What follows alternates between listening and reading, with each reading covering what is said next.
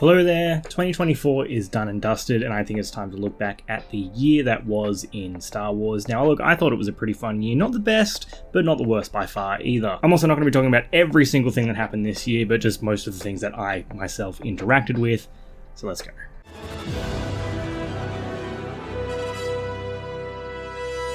We started off the year with a movie announcement, and that was confirmation that The Mandalorian Season 4 would actually be a movie, directed by Jon Favreau and starring Pedro Pascal and Sigourney Weaver. The Mandalorian and Grogu, I believe, is aiming for a May 2026 release date. Now, in just the last few days of this year, Jeff Sneider has an unconfirmed report that a Season 4 is potentially also in the works in addition to the movie. Now, this is the same person who originally said that Season 4 would be a movie, so there is a little bit of credibility there. So it looks like there is potential for the Mandalorian movie and a Season 4, but we'll have to wait and see. While it was confirmed in the Mandalorian and Grogu film announcement, a few days later they confirmed that Dave Filoni was at work on Ahsoka Season 2, revealing a sketch of Ahsoka and Sabine on the statue that we last saw Baylan's skull on at the end of Season 1. Production on Ahsoka Season 2 is moving to the UK next year and is expected to start filming in spring of 2025. In comic book news, ongoing series Star Wars Bounty Hunters wrapped up after 4 years and 42 issues. Bounty Hunters follows Baylan Valance as he interacts with a ton of other bounty hunter characters like Boba Fett, Bossk, Zuckuss, Forlom, and more. It's a pretty great series and one of my favorites. I recommend checking it out. The High Republic series continued this year as well, and it ended up finishing up with issue number 10 in August. And the High Republic Adventures, which is published by Dark Horse and not Marvel, also continued this year and is still ongoing. On January 30th, we had the middle grade High Republic novel Escape from Valo also released to round out the month.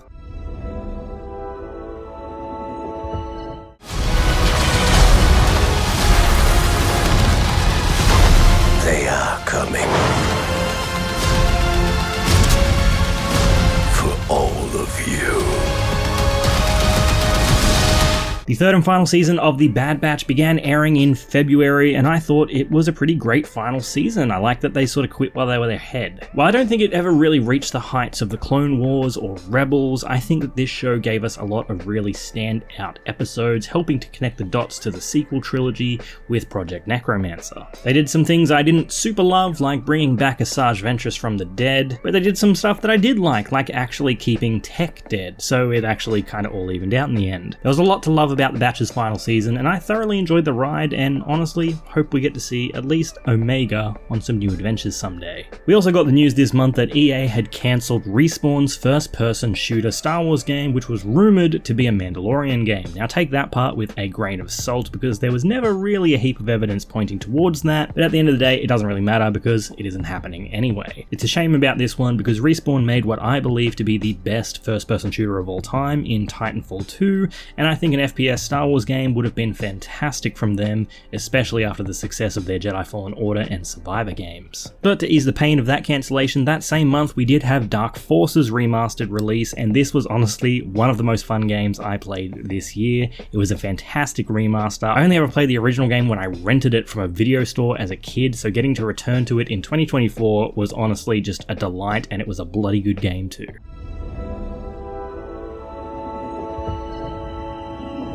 In March, we had the High Republic novel Defy the Storm release on March 5th. The young adult novel in the High Republic had Vernestra Rwoh as one of the central characters, who is one of my favourites. Now, the book didn't blow me away, but I do absolutely love the cover for this book by artist Corey Brickley. It is really fantastic. The Battlefront Classic Collection came out on March 14th, and Jesus Christ, you can really see why the KOTOR remake was taken away from Aspyr, because they really shit the bed with this one. Now, full disclosure, the offline play was perfectly fine, and local co-op worked great for me. It was really fun to return to this game and play these old maps that way, but if you wanted to play online, yeah, think again. It was just completely broken, matchmaking was terrible, servers weren't appearing or responding, it was a massive bust when it should have been a slam dunk. Very disappointing. On March 20th, we had the Jango Fett 4-part miniseries also start to release, also written by bounty hunters Ethan Sachs. This was another series I greatly enjoy and recommend checking out. I've got a whole video on it, link in the description. It was a lot of fun.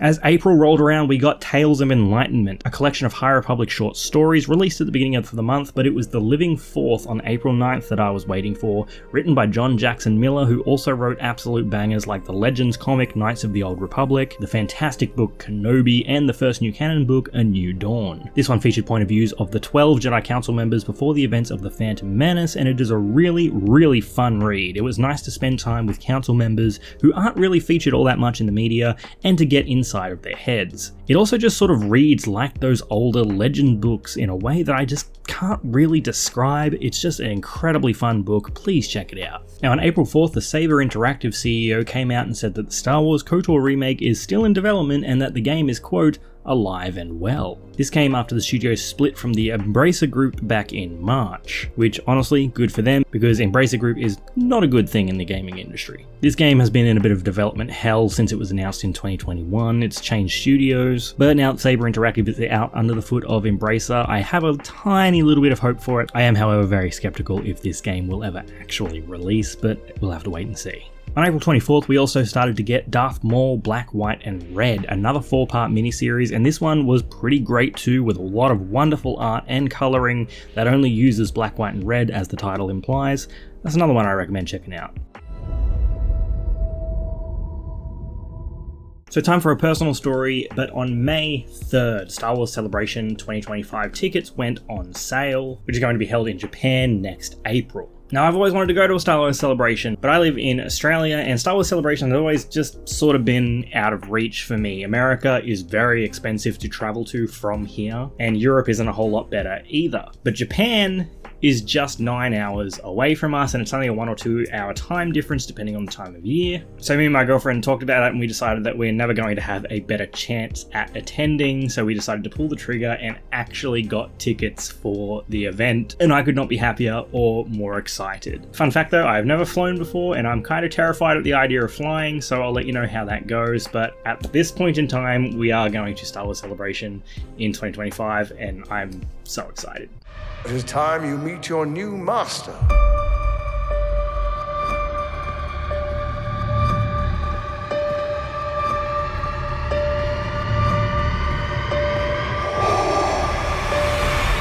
We got a special treat on May 4th, Star Wars Day, as Tales of the Empire came out, giving us 3 episodes of Morgan Elsbeth and 3 episodes of Barriss Offee. Now I might be in the minority here, but I actually really enjoyed these episodes. I really liked Deanna Lee in Asado and thought she was incredibly underutilized in Ahsoka, so I was glad to see her return here and to get a little bit more backstory for Morgan. And it was nice to see what happened to Barriss as well after her arrest in the Clone Wars, becoming an Inquisitor and then going on the run from them. The 4th sister also got some nice development in here too. What can I say? I really enjoyed it. Star Wars Hunters came out on the Nintendo Switch on the 14th of May, and that was my cue to jump in and give it a go, and I was honestly surprised by how much I enjoyed it. Have I played it religiously? No, absolutely not, but I do jump on every now and then, and I think there is a solid foundation here if you can look past the awful mobile phone game menus and the clunkiness of some of the controls. But it is coming to PC next year, and hopefully that'll be the smoothest way to play it, because there is actually a pretty decent game here.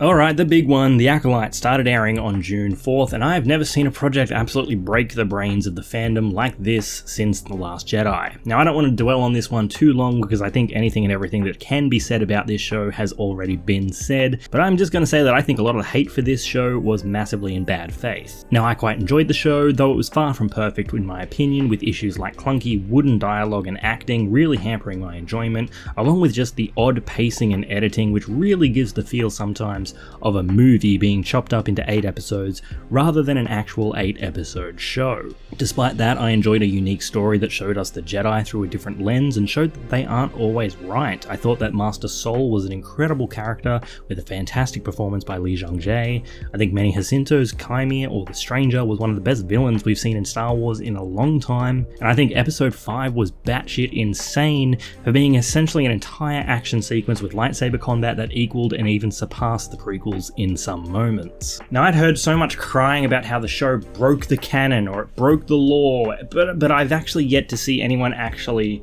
prove that it did. The sources that they usually give are either outdated in terms of being Legends material, or they're just factually wrong. The twins were not made to be a replacement of the Chosen One. They were created by a person using a vergence in the Force to create them.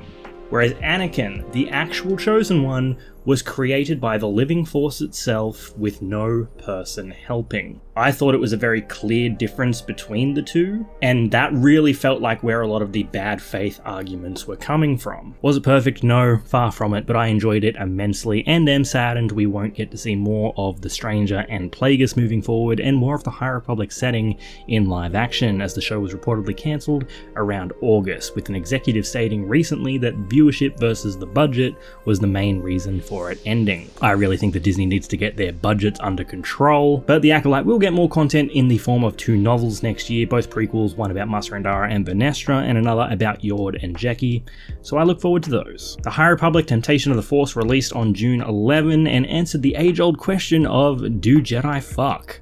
And yes they do. I also went to Supernova, an Australian convention here, and found as many Star Wars cosplayers as I could for a fun little video. It was nice to interact with a bunch of fans without the toxicity for once. It was a great time. In July, it brought us the mini-series of Inquisitors starting on July 3rd, which was honestly another pretty great mini-series this year. They really knocked it out of the park this year with the limited runs. Written by Rodney Barnes, who usually works on the comic adaptations of Disney Plus shows, it was nice to see him provide an original story, giving us a better look at some of the Inquisitors as they hunted down a Jedi on the run after Order 66. This one's another good recommendation.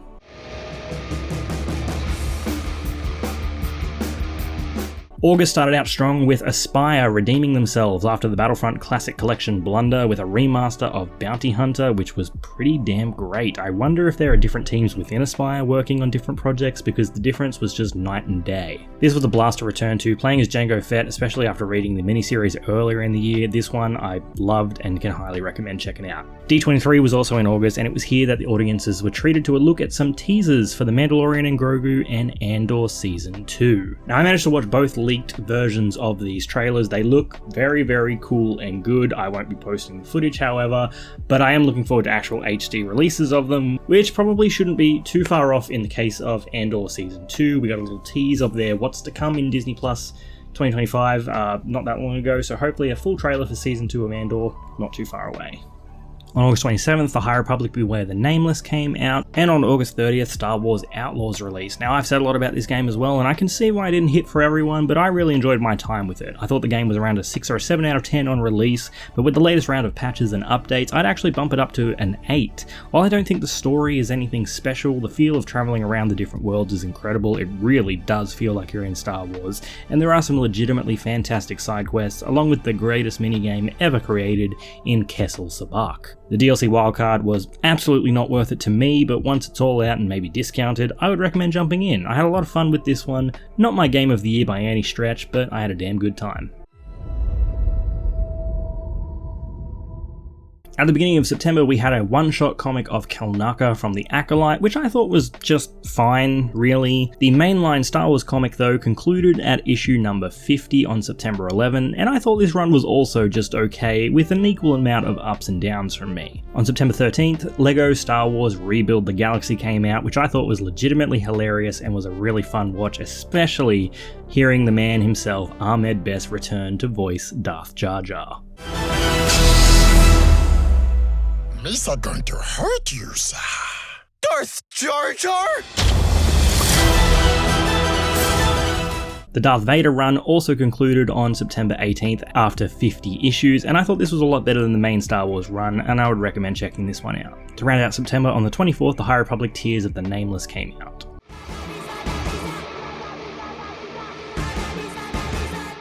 In October, we had the Battle of Jakku miniseries begin, and this is a 12-part miniseries. I've already got a video out about the start of this one, but do yourself a favor and get on it. This one has been maybe my favorite Star Wars comic of the year. We are finally past Return of the Jedi in the timeline in the comics, and it has been an absolute joy. We still have 3 issues to go, so I hope they stick the landing, but Battle of Jakku has been a delight so far. We also had the miniseries Ewoks begin on October 9th, and the book Mace Windu: The Glass Abyss released on October 15th. This one's sitting on my shelf, and I just haven't gotten around to starting it yet. On October 24th, we had Stephen Knight, the lead writer on the Rey movie, leave the project. Now, I feel like this wouldn't normally be newsworthy, but the fact that this is a Star Wars movie and the track record of these movies actually coming out does make it noteworthy, I guess. I haven't heard if anyone has taken over writing duties for this one yet, but we'll have to wait and see.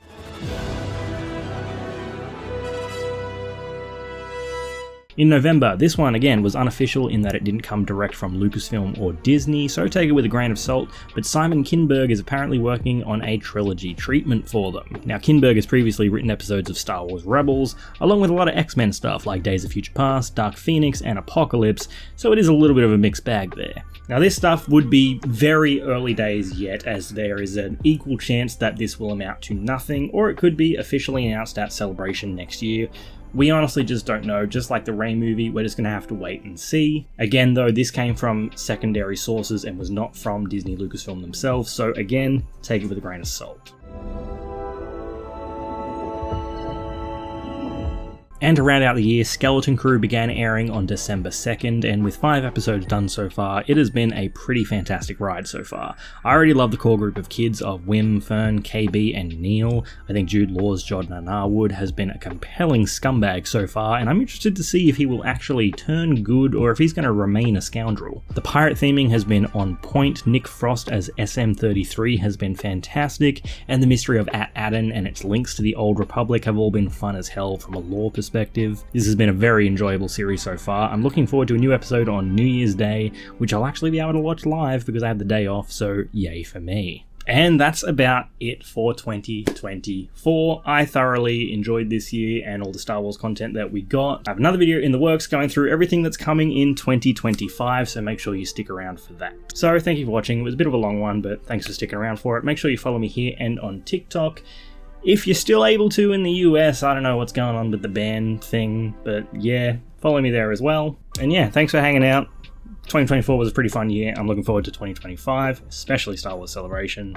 So make sure you stick around for more stuff. And thank you for watching, and may the Force be with you. Always.